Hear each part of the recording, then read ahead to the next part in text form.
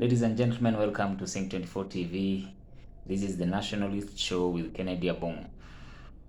Today we are going to look at Ruto's foreign policy mistake. Ruto's foreign policy mistake. Before I go into that, do kindly subscribe and click that notification bell so that you're notified whenever we post. If you've been watching us without subscribing, do so because we really want to develop this channel. And if you are a new viewer, also do so. We have very objective content out there, and we'd also like to know what you people think about our videos. So do comment on what you agree or do not agree with, so it will help us also have some sort of perspective on your viewpoint. So on to the topic of today, Ruto's foreign policy mistake. Our story begins just from Tuesday. On 13th, the president of somewhere, which I know most of you have not heard, called Sahrawi Arab Democratic Republic, or in short, SADR. So SADR is the country in question. Its president came and attended Ruto's inauguration on Tuesday. He even addressed Kenyans in his capacity and with invitation from President Ruto himself. The president, while addressing the nation, before he gave his address, had allowed leaders who had come to witness his inauguration to address the people. So the president of SAHRAWI, they addressed Kenyans in his capacity as the president. President Ruto actually acknowledged him as such.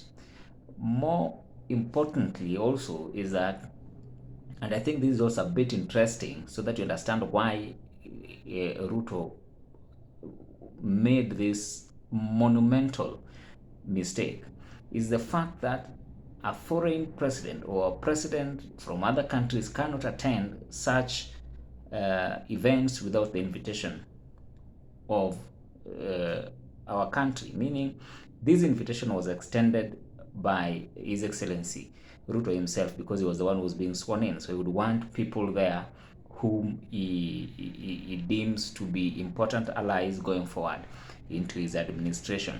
So he attended in that capacity, and also on the invitation of His Excellency Dr. Ruto himself. However, what followed on Thursday, or rather on Wednesday, yesterday, was a visit from envoy from Morocco. So you will note that any envoy from Morocco did not attend the inauguration on Tuesday, but they chose to send an envoy after the inauguration had been concluded. The envoy carried the message of the King of Morocco, delivering the congratulatory message to Dr. Ruto on becoming the Kenya's 5th president. So everything, the mistake starts from that point, that there was discussion between the president and this envoy. And I think the envoy, in sensing rather that Ruto was a bit, because yesterday or on Tuesday he was really happy about ascending to the presidency. So when somebody is a bit happy, excited about the situation, he may not be in the right mind to make important decisions. And therefore I believe the envoy maybe took that opportunity to further certain discussions which would have required a much more deeper negotiations or discussions with other third parties, such as the cabinet or even other heads of state, so that Ruto could have an opportunity to discuss with other people before he can make such a decision. So upon delivering that congratulatory message, what came thereafter was President Ruto rescinding its recognition of Sahrawi Arab Democratic Republic, which is very, very critical. So he rescinded that. He said that Kenya now rescinds its recognition and would immediately now proceed to initiate steps to wind down the entity's presence in the country, meaning it was going to close some of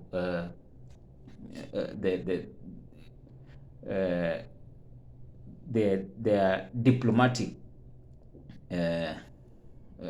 presence in the country, generally asking them to now pack their things and leave the country because they are no longer recognized as a country and therefore cannot have presence in Kenya as a country. So he also pointed out that he supports that Kenya will now support United Nations framework as the exclusive mechanism to find long-lasting solutions to the dispute over Western Sahara. That is particularly because that is an area where Morocco and Mauritius had been claiming, Morocco I think since 1975, they've been claiming that region as their province.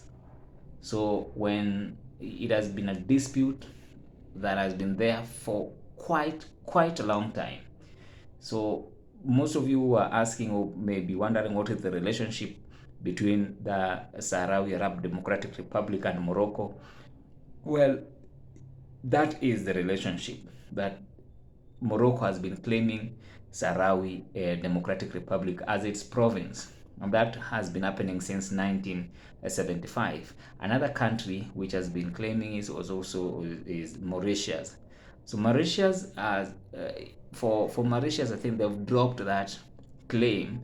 So the only country remaining claiming it is Morocco. And this has been quite, it has been a source of tension between Morocco and the African Union because of that, because African Union recognizes Sahrawi as a state and it has a seat on African Union. So that led to Morocco leaving the AU at some point, and then now later, I think in 2021, it was readmitted into the AU after several lobbying. So what President Ruto, the step that President Ruto has taken is completely different if you consider it with the approach that President Kenyatta had taken. The policy of President Kenyatta was more aligned to that of the African Union. And that is why you'd find Kenya had gained a lot of prominence in terms of its position within the African Union setup itself. The kind of influence that President Kenyatta had in the geopolitics of Africa as a whole was very, very immeasurable. You would recall, if you tend to read most of these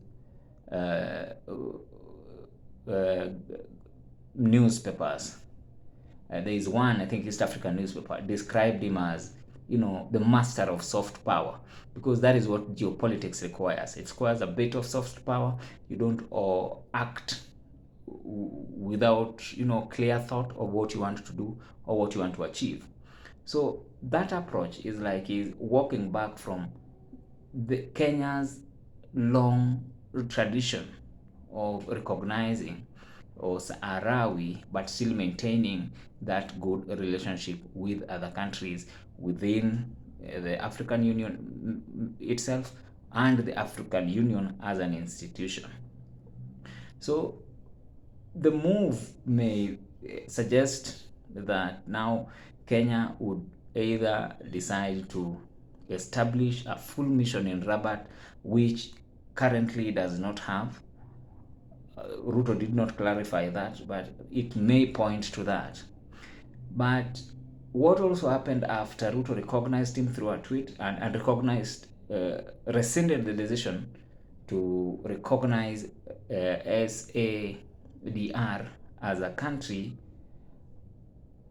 what happened after now raised more questions than answers. And then that is the point I realized then Ruto was completely wrong and probably did not even know what he was doing at that particular time.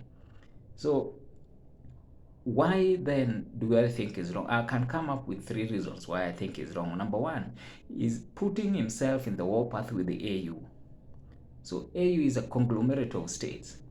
So when Kenya Kenya is the only state that has so far publicly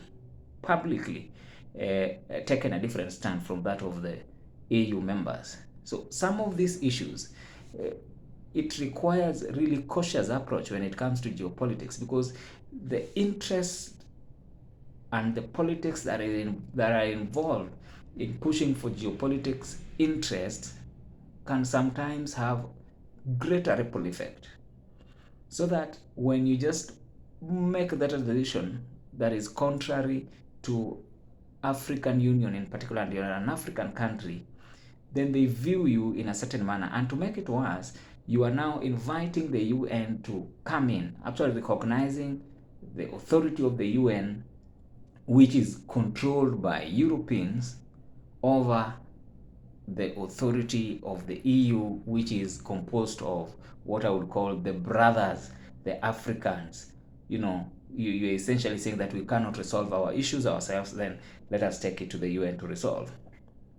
On the other hand, other African countries have always been on the view that it is a solution that should be left to the African Union, and if the UN is to come on board, then the solution should be given, or the issue should be dealt with in a more collaborative manner without excluding the AU. So AU really wants to be part of it because the SADR is its member, and Morocco is also its member. So it has an interest, and also because there is a need for African problems to be dealt with by Africans themselves. So the reason even for why, that is now number two, why I think he made a very fundamental mistake, is that the reason why he did it does not in itself make any sense. Because you cannot be twisted as a leader of a nation such as Kenya to make such far-reaching decision because of fertilizer.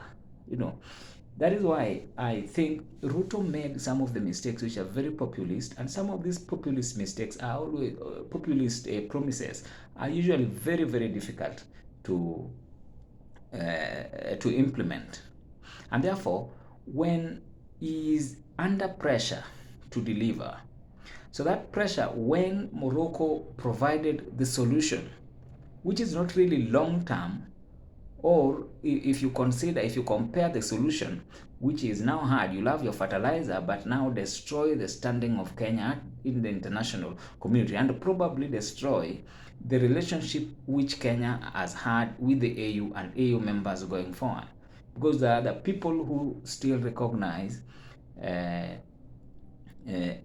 SADR as a country. So what would be your relationship with those particular countries? That is why I think the reason why he did it, you cannot do such a thing just because of fertilizer.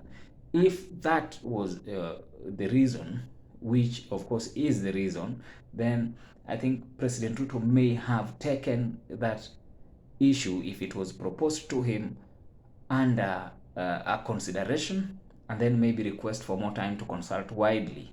And in the meantime, also look for alternatives. What are some of the alternatives to getting a much more cheaper fertilizer without, taking such a drastic decision, whose effect was very, very far-reaching, and maybe whose now, I think, the impact of which now we may just come to realize later on, when now the administration, or his administration, is taking shape and seeking now to influence the geopolitics of Africa. So I believe President Ruto also lost a very important opportunity, because you see, you cannot afford to have Kenya isolated at that international level. The kind of standing we've had so far during President Kenyatta's time, we cannot afford to bring that standing down. What we had to do, because Kenya has been known to be taking, much more clear approach without necessarily,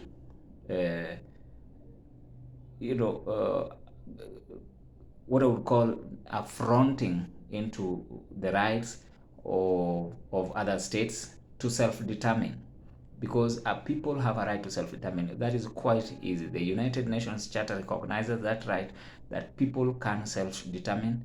Like now, the people of Sahrawi Arab Democratic Republic, they have that right to self-determine. That should have been the first consideration. Ruto should have realized that, okay, these people have a right to self-determine. Then you have to balance that interest vis-a-vis what you are getting. So some people are saying, well, he's putting the nation first. No, that could be an argument, but is he really putting the nation first? If you look at it in the long term, I really don't think so. So the third one is that the way he took that decision, that taking such a critical decision alone and without approval of the cabinet, which I understand is not yet in place, but again, without consulting widely, showed that he got ahead of himself. And that is why I'm saying maybe he was excited or something like that. And the fact that he went ahead now and deleted the tweet itself later showed again that he second guessed himself, and that is very, very bad for a leader. You don't second guess yourself. So whatever you post, you have to post it, and then it has to be there. The people want to see a decisive leader. So what you decide to do, that is what you're going to do. But if you make decisions so rashly and then you delete them later, it is a show of weakness. And that alone, it also shows that he did not understand the magnitude of his action as a leader of Kenya. And that is something that other leaders would sit back and watch. And that was the first fundamental foreign policy mistake by Ruto. Do leave a comment, ladies and gentlemen, and share these videos. We'll be very, very grateful. Till next time, I'm your host, Kennedy Abong. Thank you very much.